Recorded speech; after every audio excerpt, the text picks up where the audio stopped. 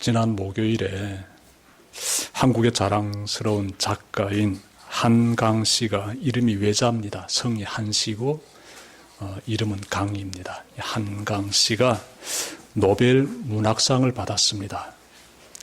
정말 경사났지요. 대한민국에 경사가 났습니다. 정말 저도 막 벅차더라고요. 정말 이 여성이 훌륭하다 싶습니다. 이 노벨 문학상을 받은 거예요.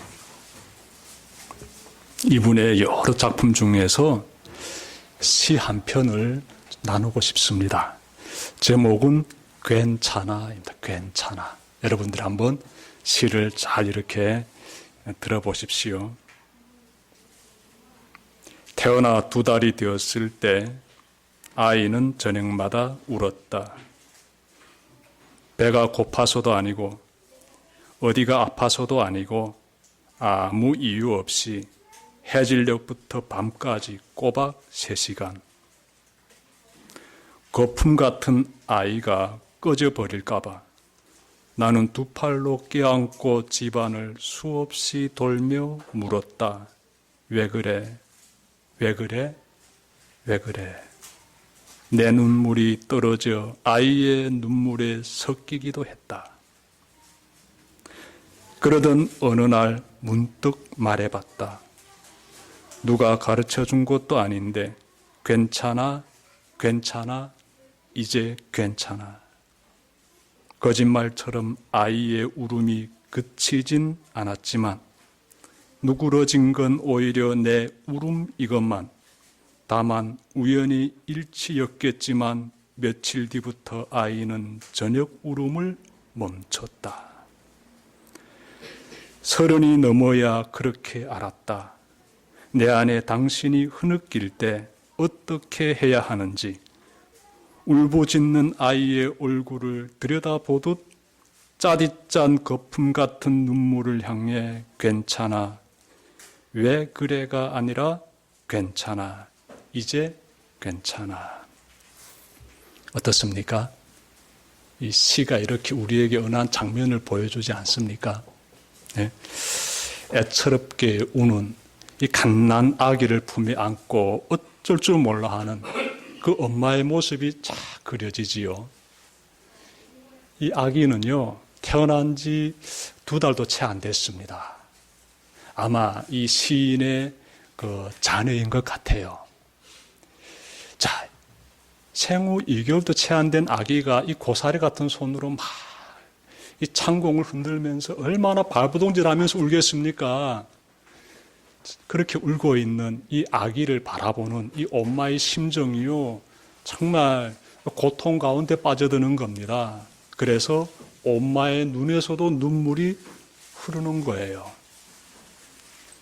자, 저녁마다 아이가 우니까나 엄마도 지치게 되지요. 그래서 엄마의 입에서 이런 말이 나옵니다. 왜 그래? 왜 그래? 아기는 계속 울어요. 그러다 문득 엄마의 입에서 괜찮아 라는 말이 나옵니다.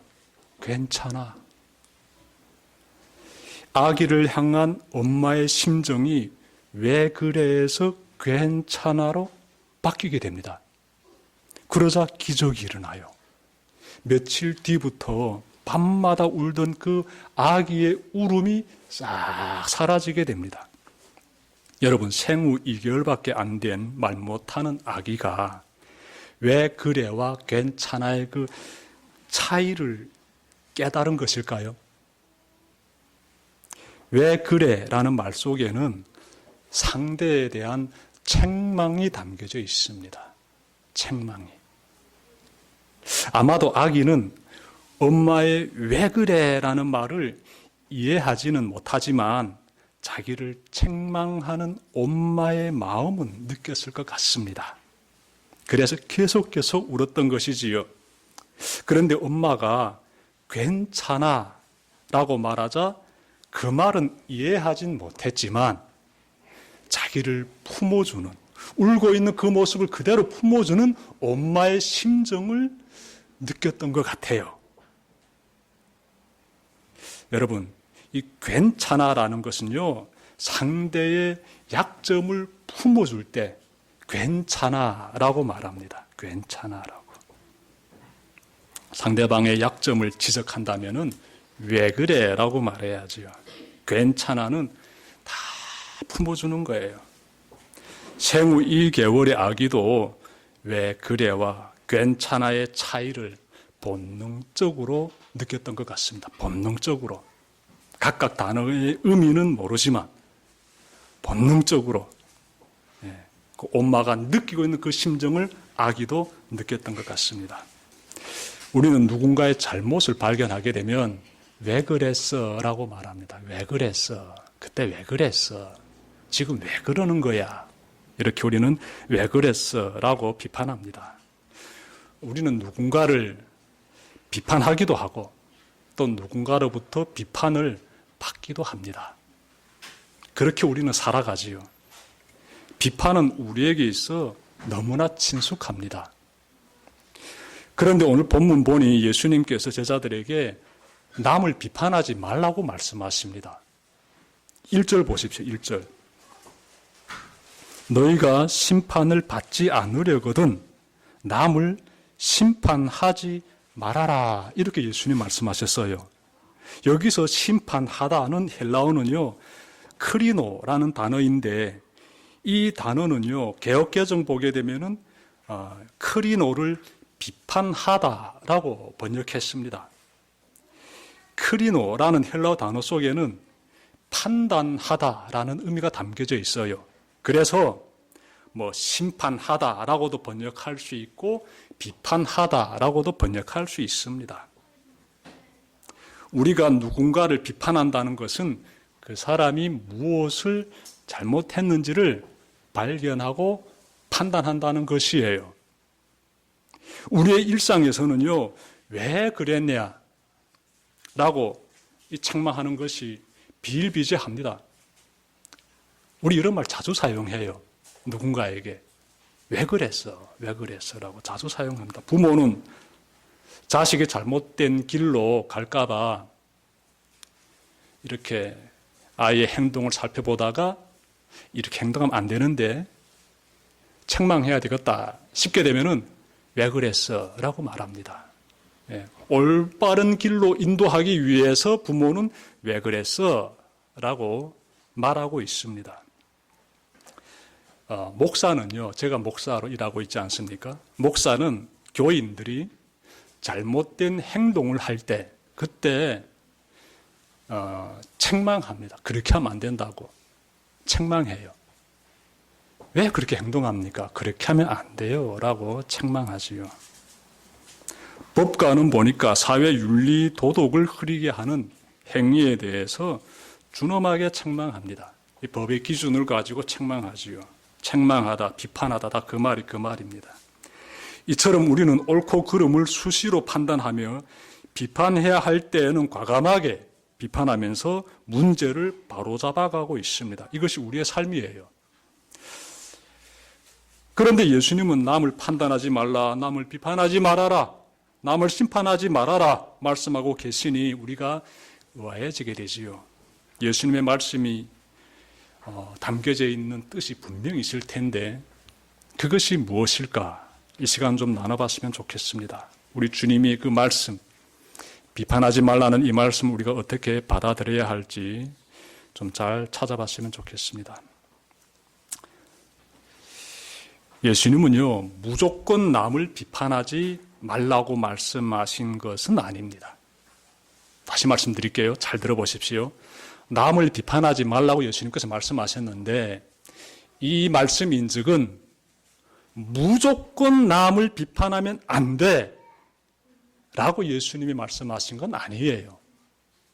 여러분 성경 보시면요, 예수님도 여러 사람을 비판하십니다. 오늘 본문 보십시오. 5절 보시게 되면요, 예수님께서 누군가를 향해서 위선자라고 비판하십니다. 위선자. 또 6절 보시면 하나님의 복음을 불신하는 사람들을 향해서 개와 돼지에 비유하십니다. 예수님께서 비판하시는 거예요. 개, 돼지로. 마태복음 7장 15절 보시면 거짓 선지자들을 향해서 양의 탈을 쓴 일이라고 예수님께서 비판하십니다. 마태복음 23장 27절 보시면 서기관과 바리새인들을 향해서 회칠한 무덤 같은 자들이라고 비판하십니다. 그러니까 예수님도요, 비판하시는 거예요. 예수님도 비판하셨다고요, 남을. 이것은 뭘 말해줍니까? 예수님께서 남을 비판하지 말라고 말씀하신 것은 특정 경우에만 해당된다는 것이에요. 특정 경우에만. 즉, 다른 사람을 비난하거나 험담하거나 그리고 모함한다든지 이런 의미에서 비판하면 안 돼라고 지금 말씀하시는 겁니다. 예수님 시대로 돌아가 보면 당시 바리새인들이 있었는데 이들은 스스로를 의인인 척 자처하면서 다른 사람들을 비판하곤 했습니다.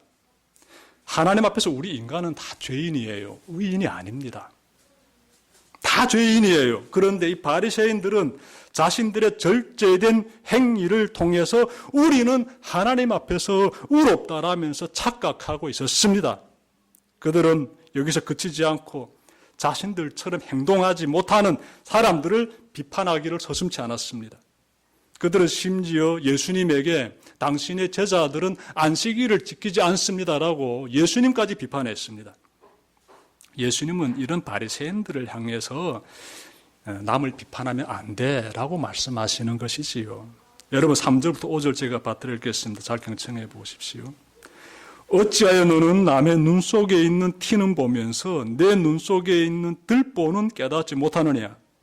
내 눈 속에 있는 들보가 있는데 어떻게 남에게 말하기를 내 눈에서 티를 빼내줄 테니 가만히 있거라 할 수 있겠느냐?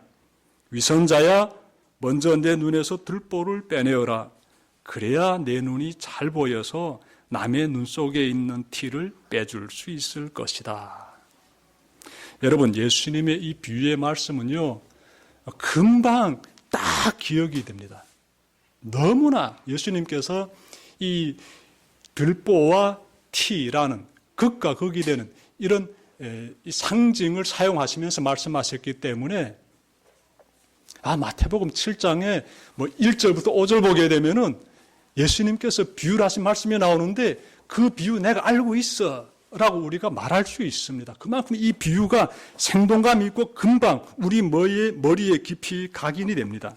여러분, 들보란 무엇일까요? 들보. 한옥집 가보게 되면은요, 이 기둥이 있고 양쪽에 기둥이 있고 그 기둥 위에 큰 통나무가 가로놓이지요.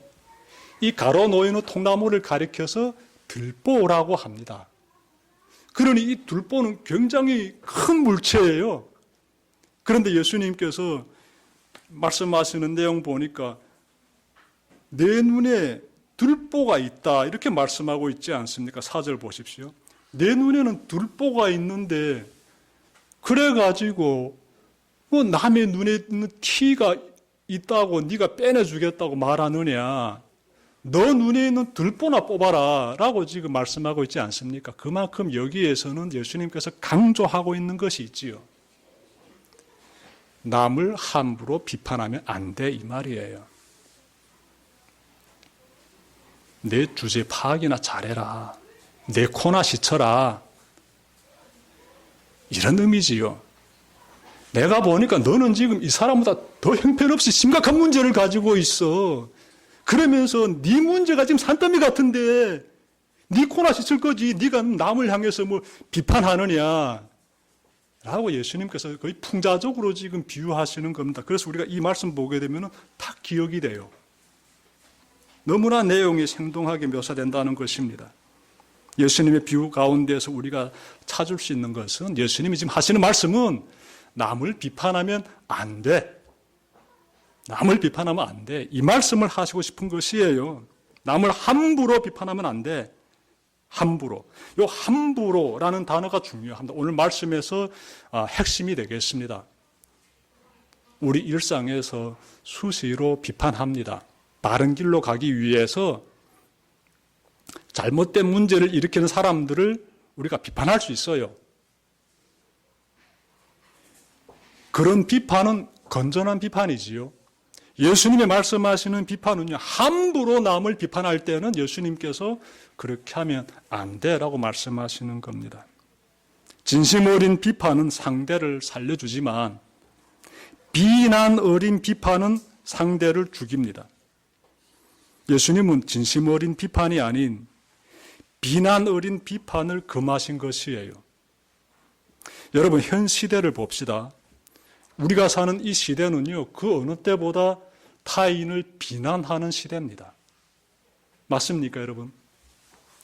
굉장히 남을 쉽게 비난합니다. 이 세상에 한번 쫙 귀를 기울여 보십시오. 남을 비난하는 소리가 굉장히 요란합니다. 이 소셜미디어만 놓고 봐도 알 수 있는데 이 소셜미디어 공간에서 사람들이 서로를 심판해라고 부추깁니다. 예를 들어 볼까요? 젊은 두 여인이 있었습니다. 두 연인이 20대의 연인들 같았습니다. 제가 보니까 남자는 키도 크고 인물도 참 잘생겼어요. 거기에다가 전공이 수의사입니다. 수의사. 이 남자에게는 여자친구가 있습니다. 그는요, 자신의 여자친구를 사진 찍어가지고 인스타그램에 올렸어요. 인터넷에 올린 겁니다. 그러자 그 사진을 본 사람들이 댓글을 달기 시작하는데 들어보십시오. 댓글의 내용들입니다. 남자가 아깝다. 또 다른 댓글. 여자친구 왜 저렇게 생겼어? 또 다른 댓글. 남자는 잘생겼는데 여자는 너무 못생겼다. 이런 댓글들이 막 오르는 거예요. 이 댓글을 본 여자친구의 심정이 어땠을 것 같습니까? 그냥 막 공격받는 거예요. 나와 전혀 상관없는 사람들이 인터넷 공간에서 남편이 올린 그 사진을 보고 여자친구의 그 인물을 평가하면서 여자친구를 지금 공격하고 있습니다. 이 사람은 지금 그냥 공격받는 거예요. 여자친구는 그냥 인터넷 공간에서. 그러니 상처받게 되지요. 여러분, 우리가 좀 생각해 봐야 됩니다. 이런 비난이 인터넷 공간에서요, 지금 이 순간도 지금 왔다 갔다 하고 있습니다. 비일비재하지요. 다른 사람에 대한 비난은 인터넷 공간에서만 일어나는 거 아니지요. 여러분이 누군가와 만나 이야기를 나누고 있을 때 그때 주고받는 대화들을 곰곰이 생각해 보십시오. 대체로 여러분들이 어떤 말을 많이 사용하고 있습니까? 다른 사람의 약점이나 잘못을 둘러내 가지고 누군가에게 전하고 있지 않습니까? 사람은 누구나 약점을 가지고 있습니다.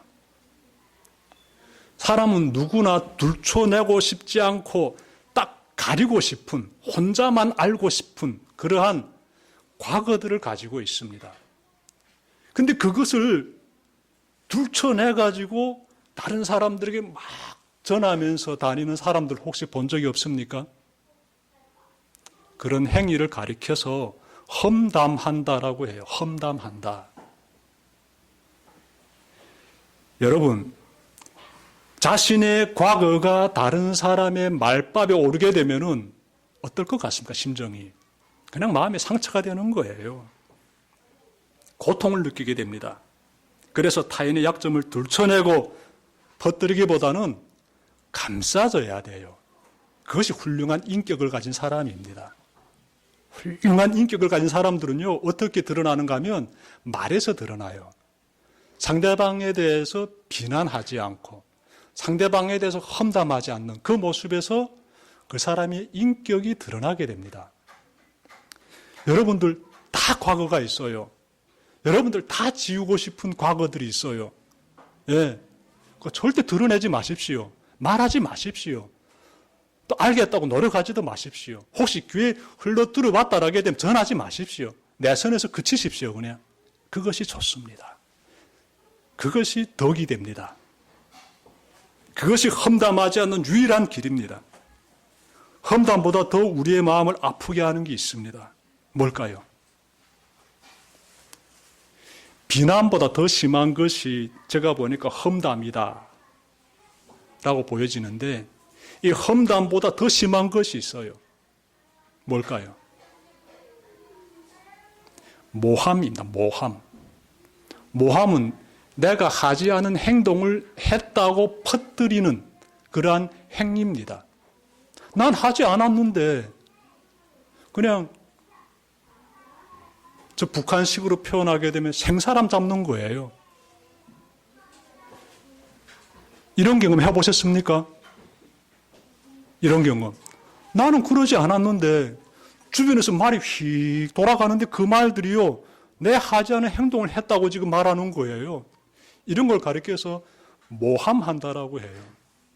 야, 그때 사람이 굉장히 상처를 받게 됩니다. 저는 한번 이런 경험 해봤는데, 목회하다가 그런 경험 해봤습니다. 나는 잘못한 게 없는데, 난 그런 잘못을 저지르지 않았는데, 누군가가 내가 그런 잘못을 저질렀다고 비판하는 걸 제가 들었습니다. 그때 진짜 마음이 아프더라고요. 아, 모함을 받게 되면 사람이 이런 심정이겠다 싶더라고요. 여러분, 모함하지 마세요. 성경에 보게 되면은요, 악한 짓입니다, 이거는. 모함하는 것은. 절대로 하지 말아야 될 행위가 되겠습니다. 남을 함부로 비판하면 안 돼요. 예수님은 이런 부분들에 대해서 지금 그마라고 지금 말씀하시는 겁니다. 그런 행동 하지 말라고. 요한복음 8장 보시면 그 사람들이 간음한 여인을 현장에서 붙잡아가지고 예수님에게 데려옵니다. 예. 여인이 간음죄를 저질렀다는 것이지요. 예. 음란한 행위를 했다는 것인지 아니면 불륜을 저질렀는지 구체적으로는 알 수 없지만 성경 보니까 간음죄를 저질렀다라고 해요. 자, 사람들은 예수님께서 이 여인을 심판하기를 원하십니다. 예수님, 이 여인이 이런 죄를 지었습니다. 심판하십시오라고 데려온 거죠. 예수님께서 어떻게 말씀하셨는가 하면요, 너희 가운데서 죄가 없는 사람이 먼저 이 여자에게 돌을 던져라. 돌을 던져라는 거예요. 조건이 있다. 너희들이 스스로를 성찰해가지고 너희 각자가 자신을 다 성찰해가지고 내가 저 여자에게 돌을 던질 정도로 죄가 없을 때, 나는 깨끗할 때, 나는 죄가 없을 때 그때 돌을 던져라 라고 예수님께서 말씀하십니다. 그러자 이어지는 사건 보니까 사람들이 자리를 뜹니다. 돌을 못 던져요. 예수님께서 이 말씀을 통해서 지금 어떤 가르침을 주고 계십니까? 스스로를 성찰해라는 거예요. 남을 비판하기에 앞서서 자신을 성찰해라 라고 말씀하시는 겁니다. 오늘 본문에서도 예수님은 남의 죄를 보기에 앞서 내 안의 죄부터 꼭 성찰해라고 말씀하고 계십니다. 여러분, 내 안의 죄를 살피려면 어떻게 해야 할까요? 내 얼굴에 뭐가 묻었는지 보기 위해서는 거울을 보면 됩니다. 딱 간단해요. 답은 있습니다. 거울을 보면 다 드러나요. 내 안의 죄를 보기 위해서는요, 성경에 대해서 알아야 됩니다. 하나님에 대해서 알아야 돼요. 성경의 말씀에 대해서 내가 지식을 이렇게 가지고 있어야 돼요. 모르면 알 수가 없습니다. 그러니까 배워야 되는 거예요. 성경에 대해서 배워야 돼요. 모르면 내가 죄인인지 내가 어떤 상태인지 이 성찰할 수가 없습니다. 그래서 이 교회를 통해서 우리는 계속해서 하나님의 말씀을 배워가야 됩니다. 배우는 것만큼 내 실존 상태가 드러나게 돼요. 너무 중요한 내용이 되겠습니다. 내 안에 죄를 발견한 사람은 다른 사람의 약점을 들춰내기보다는 감싸주게 됩니다. 당연하지요. 오늘 여러분들 하나님 말씀 통해 가지고 뭘 깨달았습니까? 오늘 본문 말씀 마태복음 7장 1절부터 5절을 읽음으로써 이 내용에 담겨진 뜻을 통하여서 우리가 무엇을 깨달았습니까? 야, 남을 함부로 비판하면 안 되는구나. 이 사실만큼은 확실하게 깨달았지요.